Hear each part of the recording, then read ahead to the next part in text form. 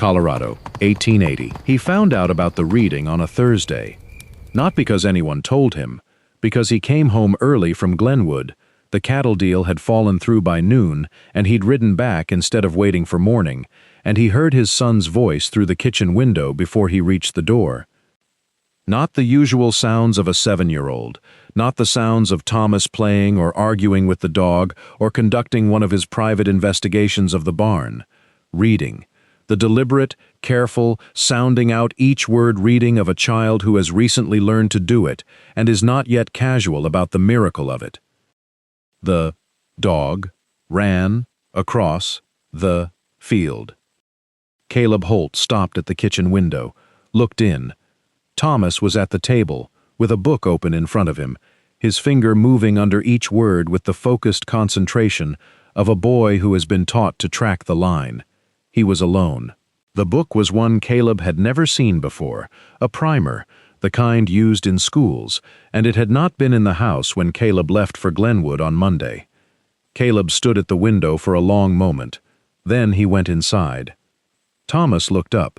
His expression did something complicated, pride and guilt in approximately equal measure, the face of a child who has done something he's not sure he was supposed to do. "Papa," he said. "Thomas," Caleb said. He sat down across from his son. He looked at the book. "Where did you get that?" A pause. "Miss Voss," Thomas said. "Who is Miss Voss?" Another pause. Longer. "She stays in the barn sometimes," Thomas said. "When it's cold." Caleb Holt was 48 years old and had not, until that Thursday, known that a woman was sleeping in his barn. This was partly because he'd been in Glenwood since Monday. It was partly because Cal, his ranch hand, had the particular quality of a man who minds his own business to a degree that occasionally became a liability. And it was partly because the barn was large and the loft was private, and a person who wanted to go unnoticed in it could manage, especially in October when the days were short and the work was concentrated and nobody was looking for anything they hadn't lost. He went to the barn that evening. Not immediately. He fed Thomas first and heard more about Miss Voss than Thomas had apparently intended to share, which was quite a lot. She had been there since September. She came and went without pattern. She had shown Thomas letters first and then words and then sentences. She brought her own food and ate it in the loft and never asked for anything. She called the dog Mr. President, which Thomas found extremely funny. "Does she know your name?" Caleb asked. "I told her," Thomas said. "She said she knew your father." Caleb looked at his son. "She knew my father." "She said he was a kind man," Thomas said. "She said he let her sleep in the barn when she was young. She said she was returning the favor." Caleb's father had been dead for 11 years. He thought about this for a moment, about a woman who had known his father, who had slept in this barn when she was young and had come back to it now, in October, for reasons that hadn't been explained to a 7-year-old. He went to the barn after supper, lantern in hand. The loft was at the south end, accessible by a ladder he'd built himself the year before to replace the rotten one. He climbed it slowly, not trying to be quiet. It seemed wrong to approach someone sleeping without warning. She wasn't sleeping. She was sitting up in the hay with a blanket around her shoulders and a small candle, carefully placed away from the hay, he noticed, on a flat stone she'd brought for the purpose, and a book open in her lap. She looked up when he appeared at the top of the ladder, and she did not flinch. That was the first thing he noticed. She did not flinch. She was, he thought, somewhere in her mid-30s, though her face had the particular quality of someone who has been outside in all weathers for long enough that age was harder to read than it might otherwise have been. Light ash-gray blonde hair pulled back at her neck, pale gray-green eyes that looked at him with the steady attention of someone who has been found and has decided to receive it without panic, high cheekbones, a narrow face, a dark plum-colored dress that was clean but very worn. "Mr. Holt," she said. "Miss Voss," he said. A silence. "Your son told you," she said. "He didn't intend to," Caleb said. "He's 7. He's a good boy," she said. "He learned fast, faster than most." Caleb looked at the loft around her. Neat. That was the word. She'd made it as neat as a hayloft could be made. The blankets folded when not in use, her bag against the wall, the candle on its stone, a small tin cup near the bag. The marks of someone who has been living carefully in borrowed spaces for long enough to have developed a system. How long? He said. Since the 14th of September, she said. 6 weeks. And before that? A pause. She looked at the book in her lap. Various places, she said. He looked at the candle on its stone. You're careful with the fire, he said. Always, she said. He nodded. He looked at the ladder. He looked back at her. It's getting cold, he said. Colder than October usually comes. I've been cold before, she said. Simply, not asking for anything. I know, he said. But there's a room off the kitchen. He paused. It was my daughter's. She's in Denver now. Another pause. It has a proper bed. She looked at him, the pale gray-green eyes entirely still. I didn't ask for that, she said. I know you didn't, he said. I'm offering it. Why? She said. He thought about his father, about a woman who'd said his father was a kind man and had let her sleep in the barn when she was young. He thought about Thomas at the kitchen table, finger moving under each word. Because you knew my father, he said, and because my son can read. She looked at him for a long moment. Then she looked at the book in her lap, then back at him. I don't take charity, she said. It's not charity, he said. Thomas needs to keep learning. I can't teach him. I'm gone 3 days a week, and I'm a poor hand at it regardless. He met her eyes. Teach him through the winter. The room is yours. She was quiet. The candle threw soft light across her face, across the high cheekbones and the gray-green eyes and the worn plum dress. Through the winter, she said. Through the winter, he said. After that, he paused. We'll see what spring brings. She looked at the loft around her, then at him. Something moved across her face. Not relief exactly, too controlled for that. The quiet arrival of something she hadn't expected and was deciding whether to trust. All right, she said. Mr. Holt. Caleb, he said. If you're teaching my son, we can manage first names. She looked at him. Mara, she said. Mara Voss. He nodded. He went back down the ladder and left her to pack her things, which didn't take long. The room off the kitchen had been his daughter Rachel's for 18 years and had been closed since February when Rachel left for Denver with her husband. It smelled of disuse and the faint lavender that Rachel had kept in a sachet by the window. Caleb opened the window briefly to air it, made up the bed with clean linen, and left a lamp burning on the small table. Mara came in from the barn with her bag and stood in the doorway looking at the room with the expression he was beginning to recognize. The careful assessment, the receiving of information without reaction. The window faces east, he said. Morning light. That's good, she said. He left her to it. He went to his own room and lay on the bed looking at the ceiling and thought about 6 weeks, and a woman sleeping in his barn, and his son learning to read, all happening simultaneously without his knowledge.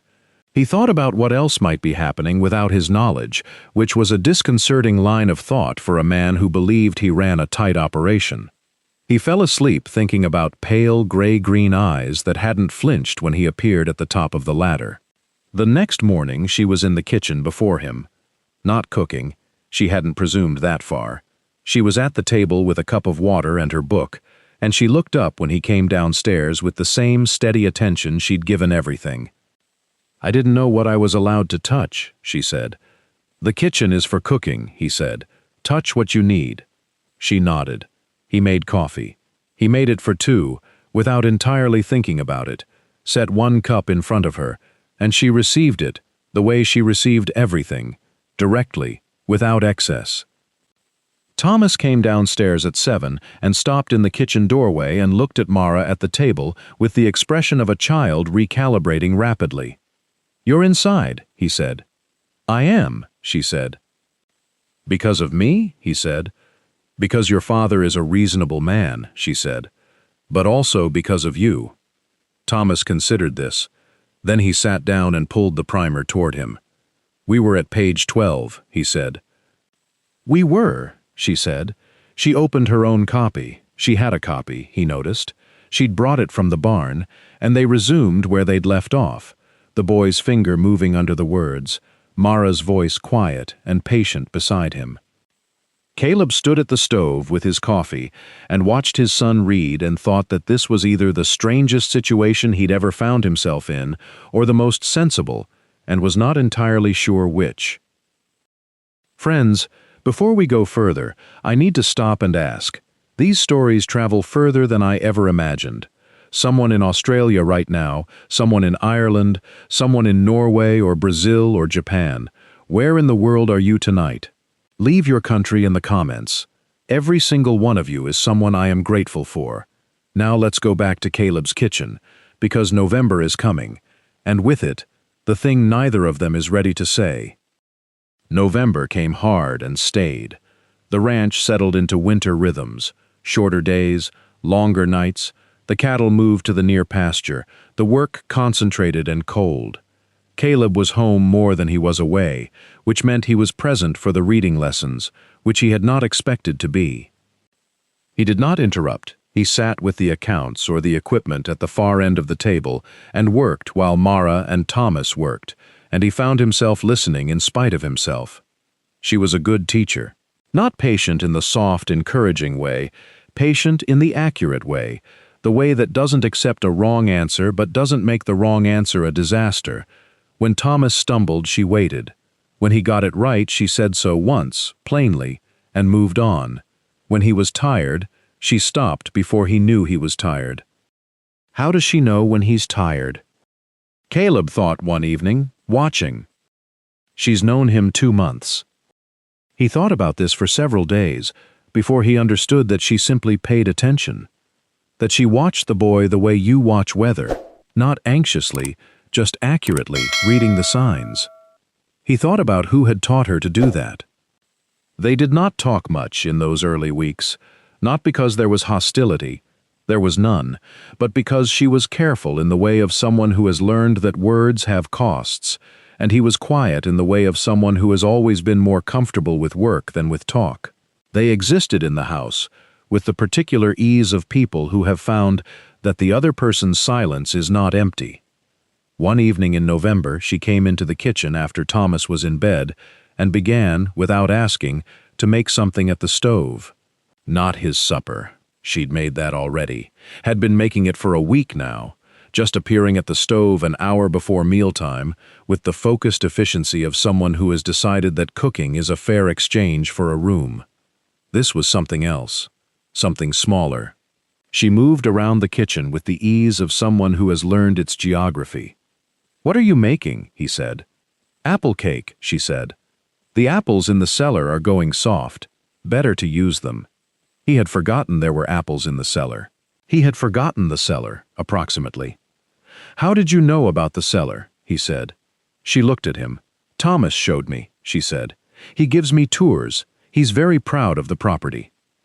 "He's 7, Caleb said. "He's proud of everything he's involved in." "Yes," she said. Something moved in her face. "He told me about his mother." A pause. He looked at the table. "Did he?" "He said she made apple cake," Mara said. She was looking at the bowl in front of her. "I can make something else if—" "No," Caleb said. "Make it." She made it. The kitchen filled with the smell of it, warm and specific, the smell that had not been in the house since Sarah died 3 years ago. He sat at the table with his coffee and did not pretend he wasn't thinking about Sarah and did not pretend the smell didn't cost him something. Mara set a slice in front of him without comment.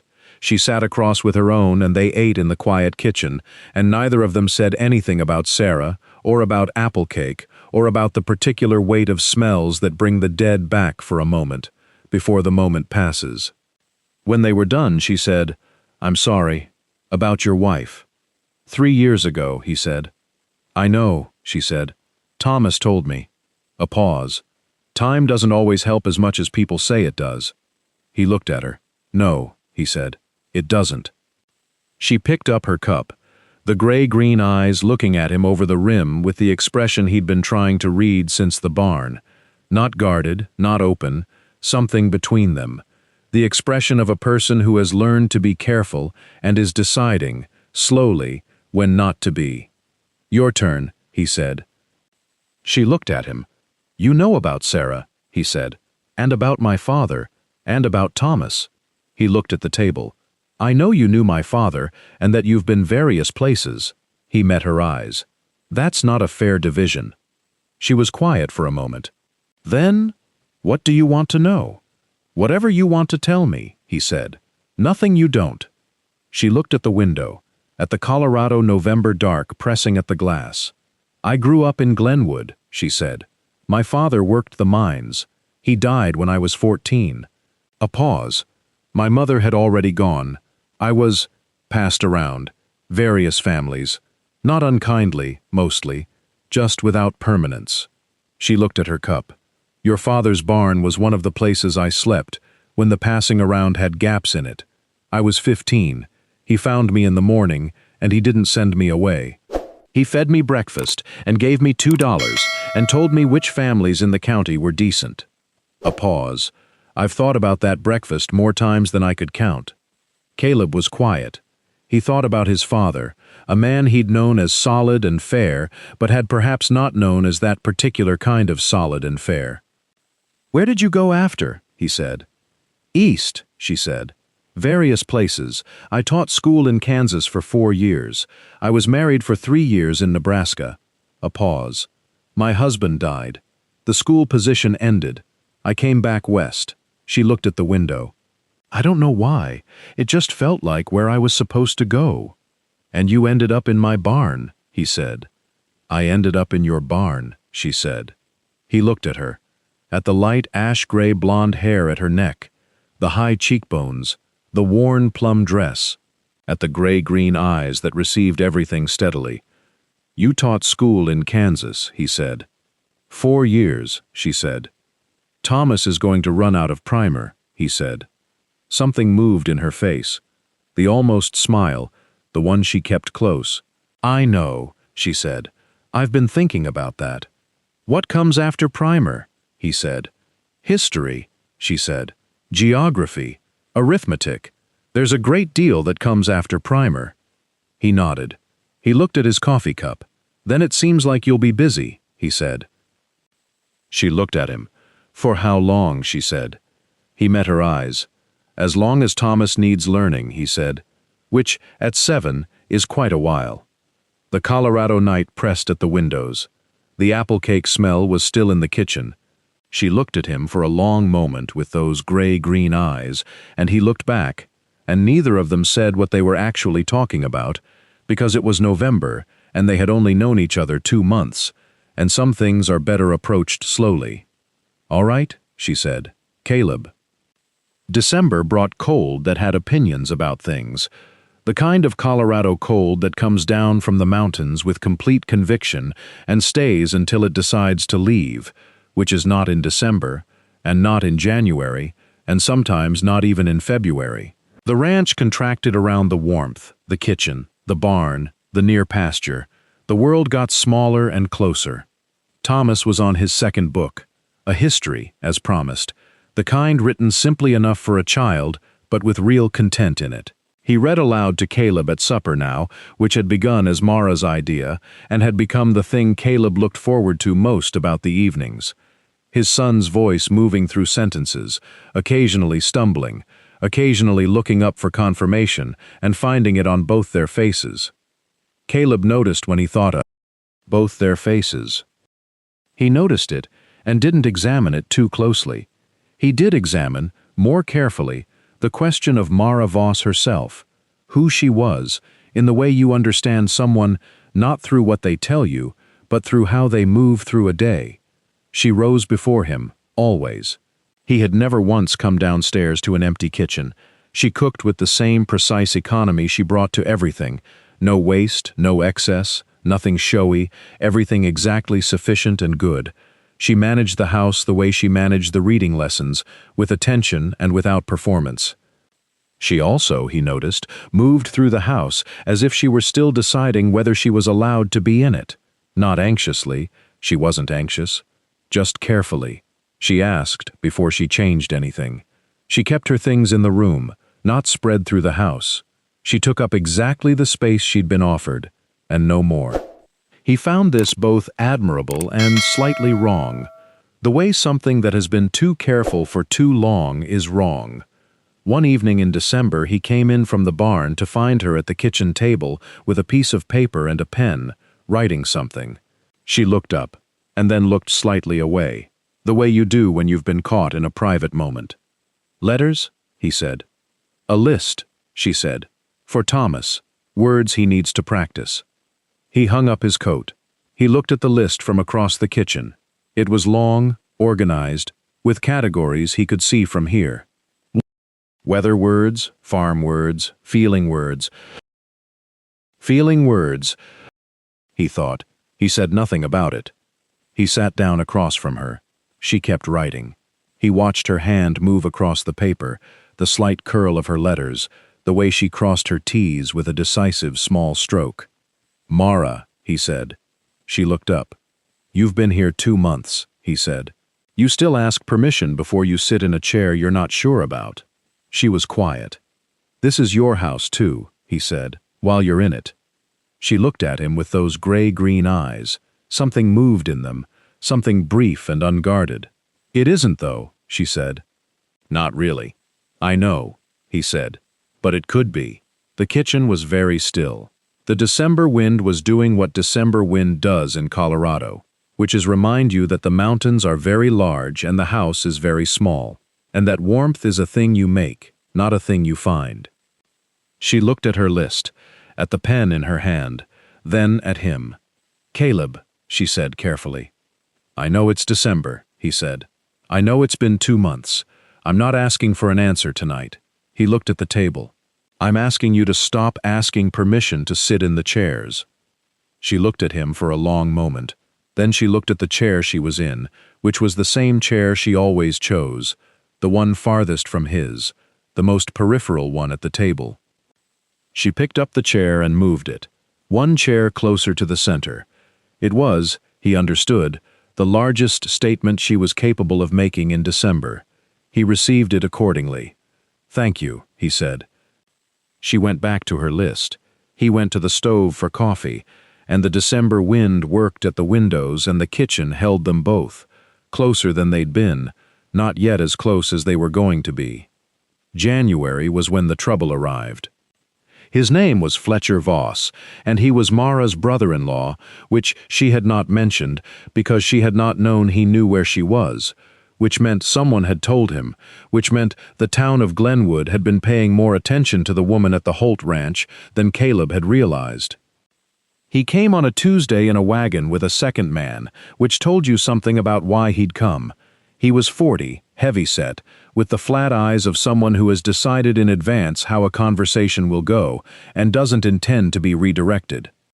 Caleb was at the barn when the wagon came up the road. He watched it come with the particular attention of someone who was not expecting company. Fletcher stopped the wagon at the gate. "Holt," he said, "I'm looking for my brother's wife." "Your brother is dead," Caleb said. "She's still his wife," Fletcher said. "In the eyes of the law and in the eyes of decent people, she's got property that belongs to the family, and she left without settling it." Caleb looked at the wagon, at the second man, at Fletcher Voss with his flat eyes and his prepared speech. "She's not here," he said, which was technically true. She was in the house. "People in Glenwood say different," Fletcher said. "People in Glenwood," Caleb said, "should mind their own business." Fletcher's expression hardened. "I'm not leaving without speaking to her," he said. "You're not speaking to her today," Caleb said. "You're welcome to come back with a lawyer and whatever documents you believe you have. In the meantime, you're on my property without invitation." He met the man's flat eyes. "I'd like you to leave it." Fletcher looked at him for a long moment, then at the house, then back. "This isn't finished," he said. "Write to the lawyer in Glenwood," Caleb said. "He'll tell you the same thing I just did." Fletcher turned the wagon. The second man, who hadn't spoken, looked at Caleb with the expression of someone who has assessed the situation and decided it is not the day. Caleb watched them down the road until they were gone. Then he went inside. Mara was at the kitchen table. She had heard the wagon. He could see that. She was very still, which was different from her usual stillness.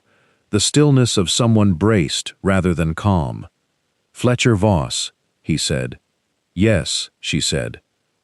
"He mentioned property," Caleb said. He sat down across from her. "Do you want to tell me?" She looked at her hands on the table. "My husband had a farm in Nebraska," she said. "When he died, it should have come to me. Fletcher contested it. He said there were debts. Some of the debts were real. Some of them—" she paused. "Some of them were not, and I couldn't prove it. And the lawyer Fletcher had was better than anything I could afford, and I lost." "So you left Nebraska," he said. "There was nothing left to stay for," she said. "No farm, no school position, no—" She stopped. "I came west. I ended up here." He was quiet for a moment. "Is there anything he can legitimately claim?" he said. "No," she said. "I have nothing. That's the point. There's nothing left to claim." She looked at him. "He came because someone told him where I was, and he wanted to make trouble. That's what he does." Caleb looked at the table, at the grain of the wood, the worn surface where Thomas's primer had sat for 3 months. "I have a lawyer in Glenwood," he said. "Good one. He writes a letter. Fletcher Voss will have a very clear understanding of what happens next time he comes on my property." She looked at him.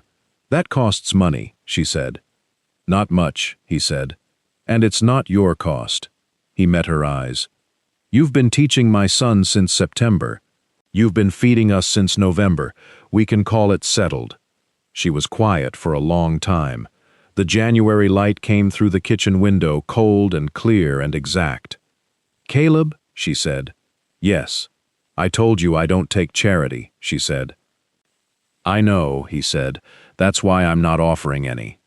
She looked at him, the gray-green eyes, the high cheekbones, the woman who had slept in his barn and not flinched when he found her, and moved her chair one space closer in December. "All right," she said. The lawyer wrote the letter. Fletcher Voss did not come back. February came and went. March arrived with the particular tenderness of a Colorado spring that knows how much it's needed. Thomas was on his 3rd book. Geography now. The wide world laid out in a primer that he consumed with the appetite of a child who has discovered that the world is much larger than Glenwood, Colorado. He reported on the contents of each chapter at supper with the urgency of someone sharing breaking news. "There's a country called Norway," he told Caleb one evening, "where the sun doesn't set for months." "In summer," Mara said. "In summer," Thomas confirmed. "In winter, it's dark for months instead." "How would you like that?" Caleb asked him. Thomas considered it seriously. "I think I'd like the summer part," he said, "but I'd miss the dark." Caleb looked at Mara across the table. She was looking at Thomas with the expression she got during the lessons, not quite a smile, something warmer than assessment. "Why would you miss the dark?" Mara asked. "Because," Thomas said, with the confidence of a child who has thought this through, "the dark is when everyone's home." The kitchen was quiet for a moment. Mara looked at the table, then at Caleb. The gray-green eyes, softer than he'd seen them. He thought about saying something. He thought about the barn, and the primer, and the apple cake, and December chairs moved one space closer, and a lawyer's letter that cost less than it was worth. He thought about a boy who'd learned to read from a woman sleeping in the hay, and had told her about his mother, and given her tours of the property, and explained Norway at supper. "The dark is when everyone's home." "Mara," he said. She looked at him. Thomas, who was 7 and had learned to read, and had therefore also begun to learn to read rooms, slid off his chair. "I need to check on the dog," he said, and was gone before either of them responded. Caleb looked at the door Thomas had gone through, then at Mara. "He arranged that," he said. "He did," she said, the almost smile. "He's been arranging things for weeks. He's not as subtle as he thinks." "No," Caleb said. "He isn't." He looked at his hands on the table. "He told me last week that you were the best thing that had happened to this house since his mother died." A silence. She was very still. "He's 7," Caleb said. He says what's true without the part where you wonder if you should. She looked at the table, at the grain of the white oak, at the space between her hands and his. Caleb, she said. I know, he said. I know you came here with nothing. And I know Fletcher Voss made Nebraska into a place you couldn't stay. And I know you've been careful your whole life about not needing things you might not get. He met her eyes. I'm not asking you to stop being careful. I'm asking if you'd be careful here. With us. He paused. With me. The March light came through the kitchen window. Outside, Thomas could be heard conducting a one-sided conversation with the dog that was transparently designed to give the kitchen time. I knew your father's barn, she said. I was 15 years old, and he gave me breakfast and $2 and told me which families were decent. I know, Caleb said. I didn't come back here for that, she said.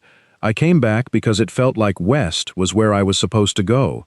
I didn't plan. She stopped. I know, he said. Neither did I. She looked at him for a long moment, the gray-green eyes entirely serious and entirely present. The dark is when everyone's home, she said quietly. Yes, he said. I'd like to be home, she said. If you're asking. He reached across the white oak table. She put her hand in his. Outside, Thomas's one-sided conversation with the dog stopped. A moment later, footsteps could be heard approaching the kitchen door and then stopping, and then retreating, and then the sound of a 7-year-old who has assessed the situation and decided more time is required. He's going to be insufferable about this, Mara said. He absolutely is, Caleb agreed. She looked at their hands on the table, then at him. The almost smile finally arrived all the way, the full version of it, sudden and genuine and entirely worth the months it had taken to get here. Good, she said. What would you have done in Caleb's place? Found a woman sleeping in your barn, learned she'd been teaching your son for weeks, and discovered that your father's kindness had traveled 20 years to come back to you in the form of this particular person. Would you have offered the room? Would you have been patient through the winter?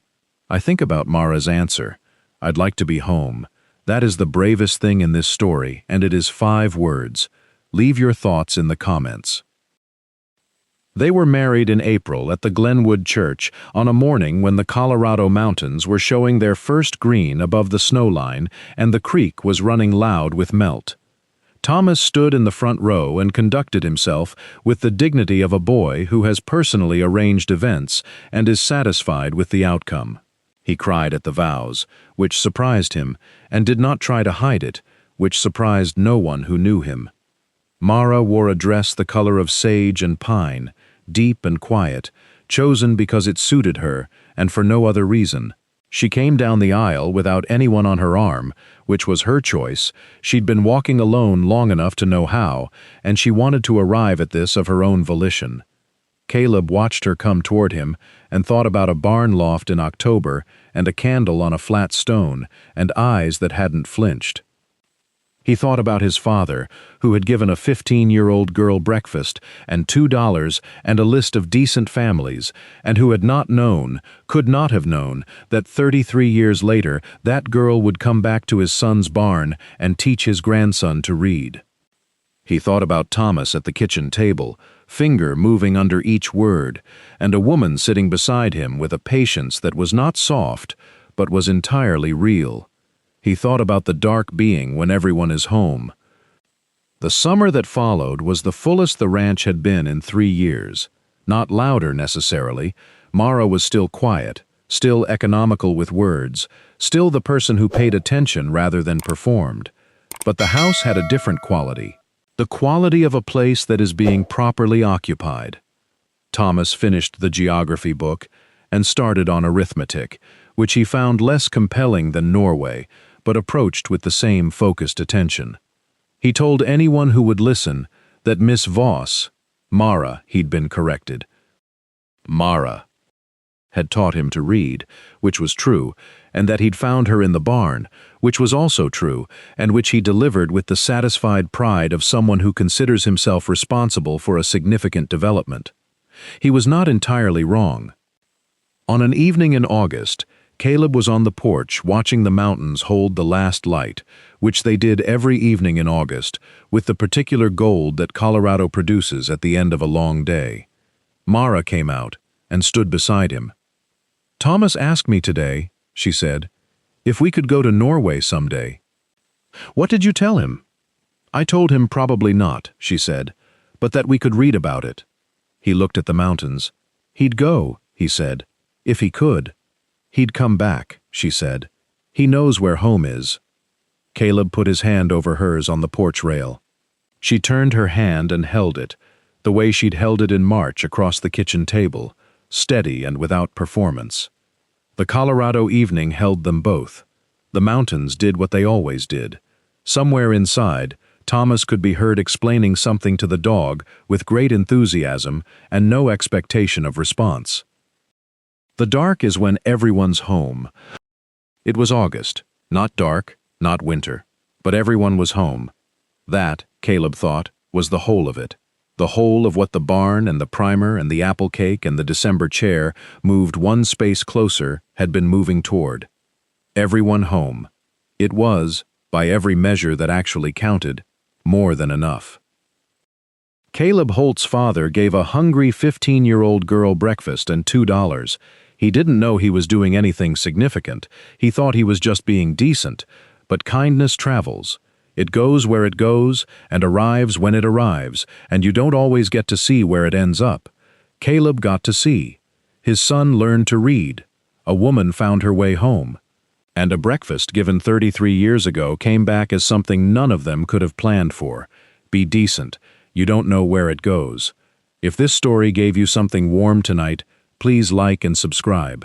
These frontier romances exist because of you, and I am grateful for every one of you who listens to the end. Until next time, keep writing.